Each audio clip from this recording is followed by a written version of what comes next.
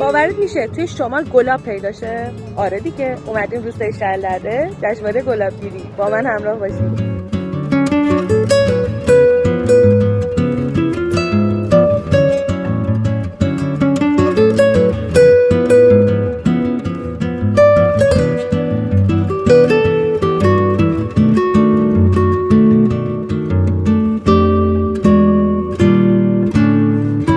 اینجا جشنواره گلابگیریه خب، ولی همه چی هست، یعنی از خوراکی، کار هنری، همه چی، مال شهرهای مختلف همه چی هست، ولی با نمکه، جای جالبی.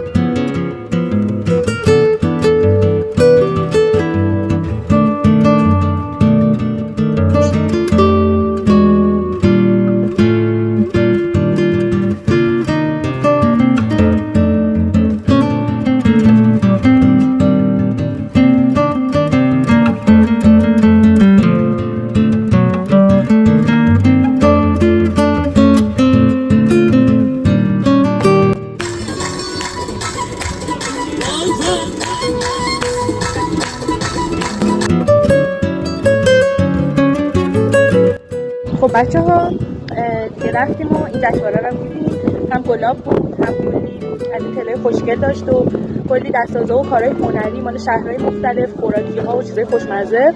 یه تجربه جالب بود. امیدوارم که شما هم دوست داشته بوده باشین.